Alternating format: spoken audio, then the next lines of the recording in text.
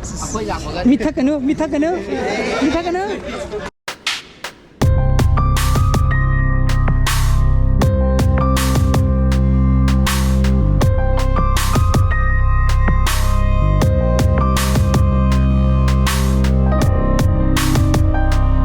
Marks le ko nangi la ko paro. Morning guys, welcome back to my channel.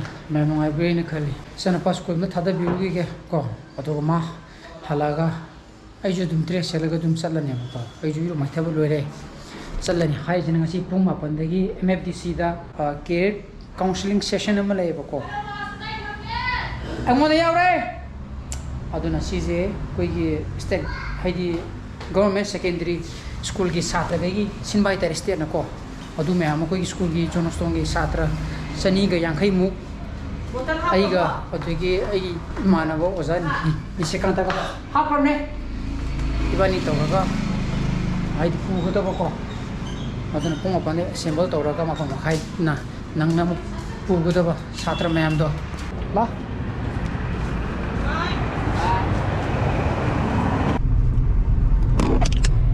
pai ni pu na lo la ni ko session go loira ka saki satre seno pai break ko sa ba kan puri wina horo khaya sasale ai bichu pulam dum samina ndo ma bazar sangni bazar thado birama ge mana yum de ngalli tam thoro ko du school timing ina ko school timing order khanga ha school timing hindi pun kam hai ta sasale traffic jam ram oile le na faidele hoge intra electric gari jine moru anu mai gyame ta di mukhon juta di to ai chin kumgi chiba thadagi ge ya ko je traffic mein nei na hai ji yenga poko ai fat thadagi ge na ko Kamduna tin hiding ni.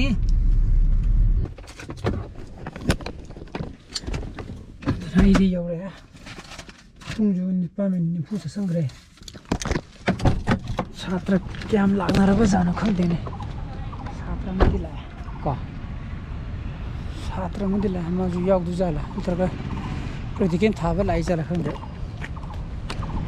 Ibu ona keno ki lai ra. Career counseling ge.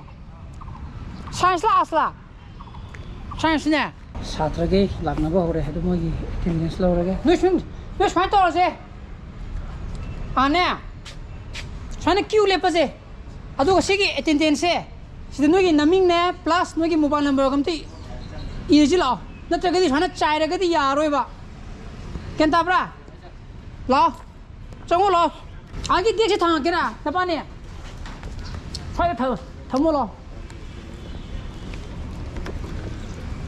Nasana sagi gari porpoi di situ lumuk thana muko, mui por kitchen sigi deck se duga, saya thama je duga.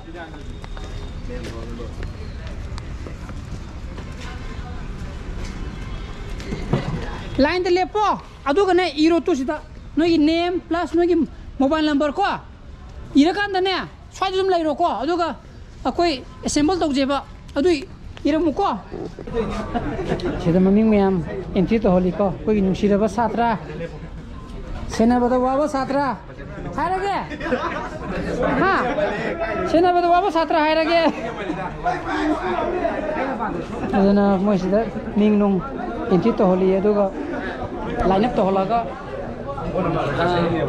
san no thoram to ni ko osani sikanta la ai pani la ko minam pipi ga minam 50 मुझे shoot माले 50 shoot नहीं madam compulsory चीज़ खेल नहीं हाँ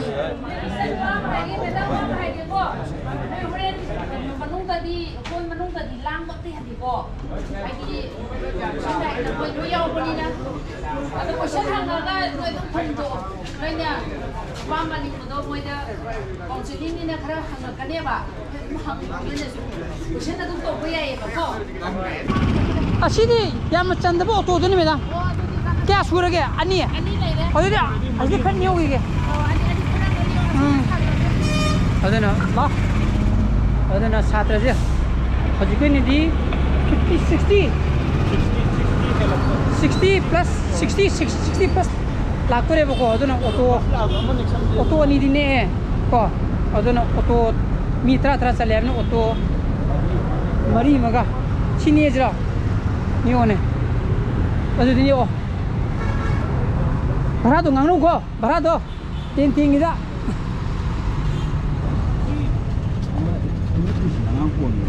ꯁꯥꯇ꯭ꯔ ꯈꯛꯇꯪ ꯍꯥꯏꯗꯤ ꯊꯥꯗꯔꯕ ꯈꯛꯇꯪꯅꯤꯀ ꯑꯗꯨ ꯀꯌꯥ ꯑꯗꯨ ꯄꯔ ꯍꯦꯛꯇ ꯀꯌꯥ ꯑꯉꯥꯡ ꯑꯩꯈꯣꯏꯗꯤ ꯔꯜ ꯑꯃ ꯑꯉꯥꯡ ꯁꯥꯇ꯭ꯔ ꯑꯩꯈꯣꯏꯗ ꯆꯅꯤ ꯑꯗꯨꯗꯤ ꯀꯨꯟꯒꯤ ꯆꯠꯇ ꯑꯩꯈꯣꯏ ꯃꯦꯗꯥꯝꯗꯤ 10 ꯍꯥꯏꯅꯦ ꯄꯔ ꯍꯦꯛꯇ ꯃꯦꯗꯥꯝ ꯃꯃꯜ ꯅꯪ ꯉꯥꯡꯅꯕꯤꯔꯨꯁꯦ ꯆꯅꯤ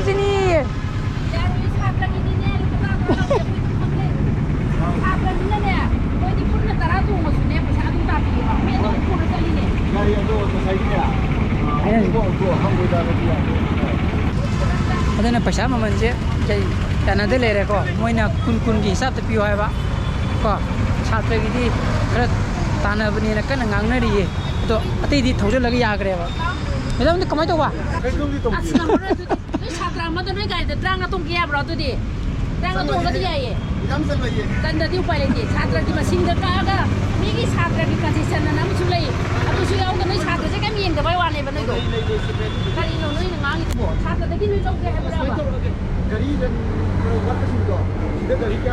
ꯒꯥꯔꯤ ꯑꯅꯤ ꯁꯣꯏꯅ ꯂꯥꯏꯟꯗꯒꯤꯗꯤ ꯐꯥꯖꯔꯦꯕ ꯑꯩꯈꯣꯏꯅꯀꯣ ꯒꯥꯔꯤ ꯑꯅꯤꯗꯤ ꯑꯗꯨꯒ ꯁꯥꯇ꯭ꯔꯁꯦ ꯀꯌꯥ ꯂꯥꯛꯇꯣꯏꯅꯣ ꯈꯪꯗ꯭ꯔꯤꯕ ꯍꯧꯖꯤꯛꯀꯤ ꯑꯣꯏꯅꯗꯤꯅꯦ ꯅꯠꯇꯦ ꯆꯠꯂꯗꯣꯏꯅꯦꯕ ꯍꯧꯖꯤꯛꯀꯤ ꯑꯣꯏꯅꯗꯤꯅꯦ ꯑꯉꯥꯡ ꯂꯥꯛꯄꯒꯤ ꯃꯁꯤꯡꯒꯤ ꯃꯇꯨꯡ ꯏꯟꯅꯗꯤ ꯒꯥꯔꯤ 6 ꯄꯥꯝꯃꯤꯕ ꯑꯩꯈꯣꯏꯁꯦ 6ꯁꯤꯗ ꯑꯅꯤꯗꯤ ꯂꯩꯈ꯭ꯔꯦꯕ ꯍꯧꯖꯤꯛꯁꯨ ꯑꯗꯨꯝ ꯆꯪꯉꯤꯕꯀꯣ ꯍꯦꯜꯂꯛꯑꯒꯗꯤ ꯒꯥꯔꯤꯁꯨ ꯁꯨꯝ ꯍꯦꯟꯒꯠꯂꯛꯇꯣꯏꯅꯦꯕ ꯑꯩꯈꯣꯏꯒꯤꯗꯤ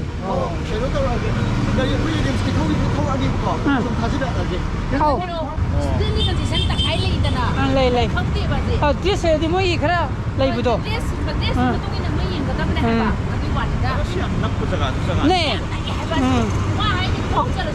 ꯑꯩꯈꯣꯏꯗꯤ ꯑꯗꯨꯝ ꯊꯥꯗꯔꯝꯕ ꯈꯛꯇꯪꯅꯦꯕ ꯊꯥꯗꯔꯝꯃꯒ ꯃꯣꯏ ꯑꯗꯨꯝ ꯆꯠꯆꯈꯤꯗꯣꯏꯅꯦꯕ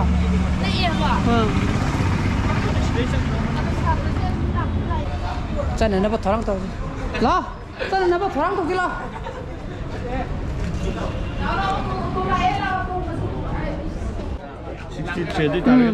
ꯇꯔꯦꯠ ꯑꯗꯨꯅꯦ ꯁꯨꯝ ꯍꯦꯜꯂꯛꯈꯤꯅꯦꯕ ꯁꯤꯁꯦ ꯑꯩ ꯃꯤ ꯀꯧꯒꯦ ꯑꯉꯥꯡ ꯁ꯭ꯋꯥꯏꯗ ꯂꯣꯡ ꯂꯩꯍꯜꯂꯒꯦ ꯁꯦ ꯅꯣꯏꯁꯦ ꯇꯥꯔꯣꯁꯦ ꯑꯩꯅꯦ ꯃꯤꯡ ꯀꯧꯔꯛꯀꯦ ꯁ꯭ꯋꯥꯏꯗ ꯂꯣꯡ ꯂꯩꯁꯤꯀꯣ ꯆꯥꯏꯊꯣꯛꯑꯒꯨꯝꯁꯦꯕ ꯇꯣꯡꯈꯠꯂꯣ ꯁꯤꯗ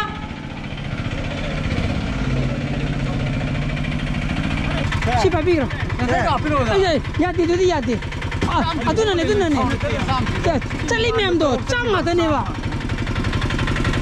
ꯖꯁ ꯊꯥꯗꯔꯣ ꯈꯛꯇꯅꯦꯕ ꯇꯥꯃꯣ ꯈꯔ ꯁꯥꯇ꯭ꯔꯒꯤꯅꯦ ꯈꯔ ꯈꯝꯕꯤꯔꯣ ꯑꯥꯗ ꯐꯖꯜꯂꯦꯃꯨꯀꯣ ꯂꯥꯛꯑꯗꯣꯏꯅꯦ ꯑꯩꯈꯣꯏꯁꯨ ꯍꯌꯦꯡ ꯌꯥꯕ ꯑꯗꯨꯗꯤ ꯆꯠꯂꯁꯤ ꯃꯣꯏꯅ ꯂꯥꯛ ꯁꯦꯟꯅꯍꯧꯗꯣꯏꯅꯤꯅ ꯆꯠꯂꯣꯁꯤ ꯁꯤ ꯊꯤꯡꯈ꯭ꯔꯗꯤ ꯕꯦꯔꯥꯅꯤ ꯑꯗꯨꯅ ꯑꯩꯈꯣই ꯁꯥꯇ꯭ꯔꯒꯩ ꯆꯠꯈ꯭ꯔꯦ ꯑꯩꯈꯣꯏꯅ ꯂꯥꯁꯅꯤꯀꯣ ꯆꯠꯂꯤꯁꯦ ꯂꯥꯁꯅꯦ ꯏꯕꯥꯅꯤꯅ ꯇꯨꯡꯏꯟꯅꯕ ꯍꯥꯏꯇꯥꯔꯦ ꯂꯥꯁ ꯑꯣꯏꯅꯀꯣ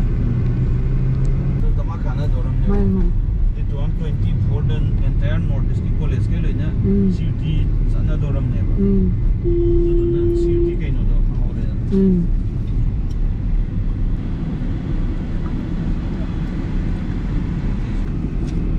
amtang from the changdunu siga dom changda do siga akoi jono songi no delo pisane ba jono songi lakone ba songi ne khudi mojane ba ale le koi satra me ama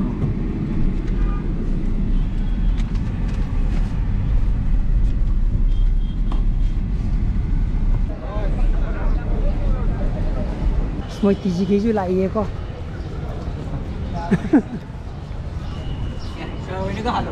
ha sana ga halam ne ba khode masai phone to budi akoi jono songi da ngai re haida mayam lai ji di mithakanu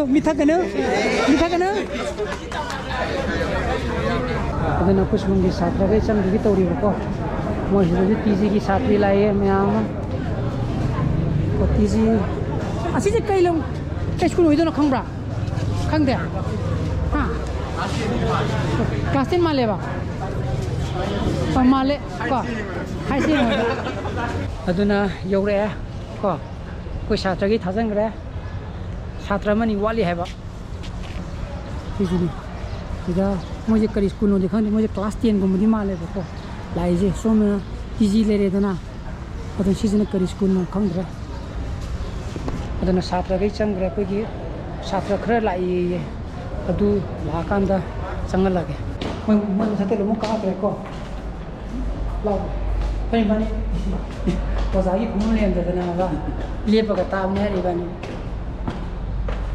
a bel ko ni le has ngatang ni sarang-sarang ni ha wai ngatang ni sarang-sarang ni ko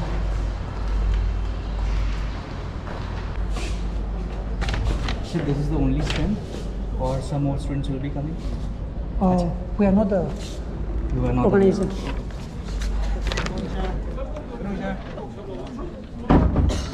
Lo sibong ta mang da. Asha.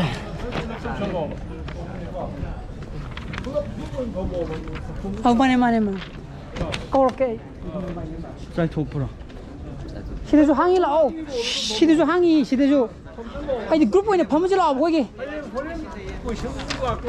많이 야 아이끼는 우더 다이시 우더 보거나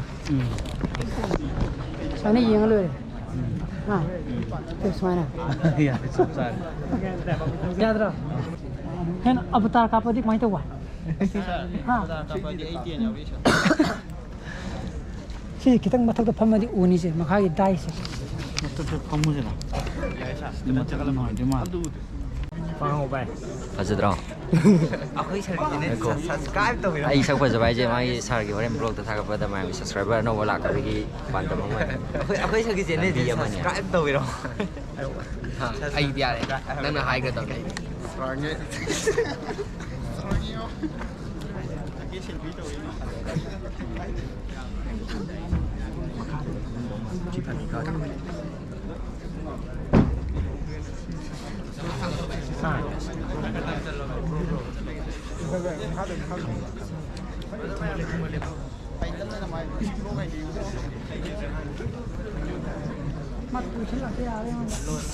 Kalau selesai dah.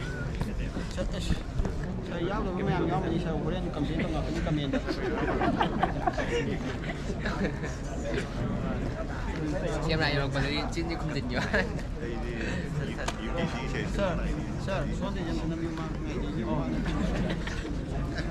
Tay.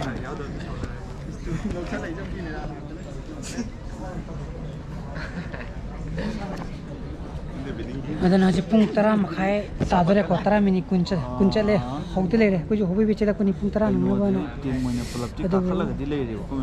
tang delay tawre timing je Today's inaugural session of career counseling to come on the dais. So please may I request our respected sir Director Sri L. Nandakumar Singh, IAS, Director of Education S, Director of Education S, and SPD Samagra Shiksha Manipur to come on the dais. Thank you, sir. Program. It was indeed very wonderful. The program was full of exuberance and excitement. first session lo re And ko this will create some beautiful Uriba. memories for us all. ubra adan first session lo re hai gro don hang ba lo tam na pula follow ko makha da light investment ama pini hai je madu cha na ba Streams karamani yawgadabna habido amukan lingsing jage.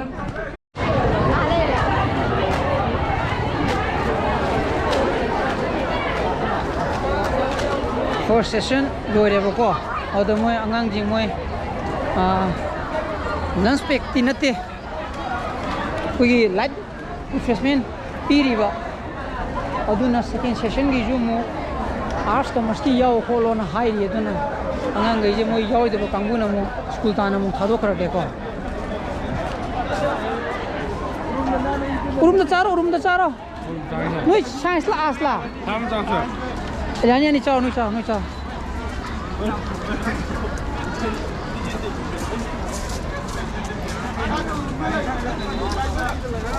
cầm đâu ghê xin gì bỏ nung ai bro quái đâu ghê ha Sati ka naisa.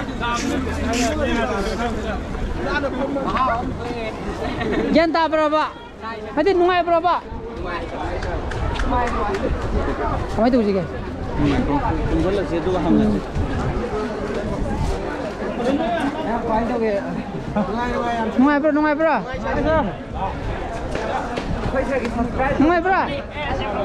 Kana berapa?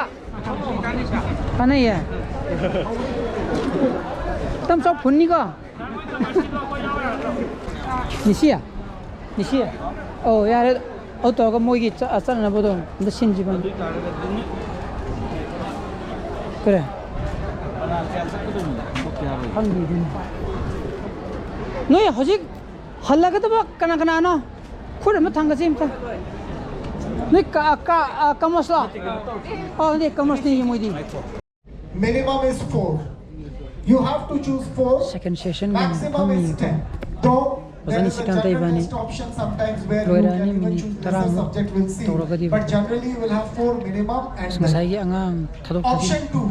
You want to choose free language like you said you studied Manipuri, maybe you studied French and English. You can choose second free session language ni there. hong na torok pa ko pati General test is 1 paper. to dagi mo that See, language you will get 40 questions kona out of 50 mo sa jung sas and 45 minutes to answer, then to we and for pati every ba correct you will saban get plus nang 5 dire ko sabi and time ni minus tra 1 for a wrong ko answer. na loy na mo chang kan da ba Domain, ni you have 2 options, 40 mo gi questions ladi out of fishing 50. pek ani mo And na for lo re subjects hai re like ko han maths tat and to all, re from this year they are saying you might to have ga 35 cha questions out of changi 45. do loy ni min Or tra 45 questions. to ga di And to be answered in 45 minutes. So this is the option and duration. Suppose you are doing Aduh, three minus or minus sili je, you can sigi- choose 1 language, 3 domain, Isi or yang 1 language, 1 domain, and auditorium da general. silam dra ko But if angang you are dagi doing staff economics dagi honors, then you must Ko have mau maths. ni So 1 politician bi language ko mo plus sama na maths ko plus 2 domain. You cannot have adan si general test isi in bi any ko honors. ko ju Honors dagi subject they are meyam not jo there.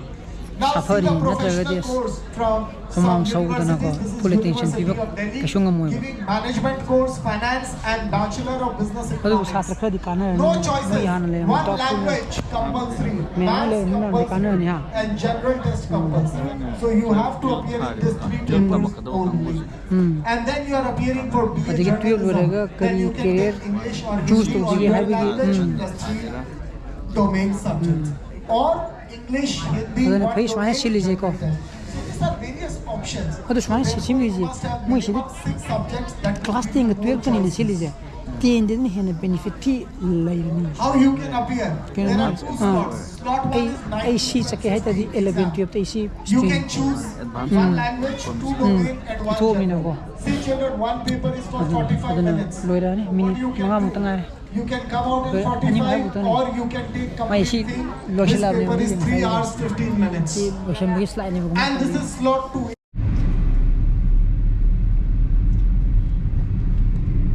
aduna loira ko loira digi angang myam loina mung thado kare chi school dagi pasani sikanda thadar maka hale ko aduna wadi wai du experience makalam mani adum satra ge ju dum khram kai dum kanaram ne na khale ko yam thina kanaram ne na khale yum do ni thengna si beteri ju yaw tra igi je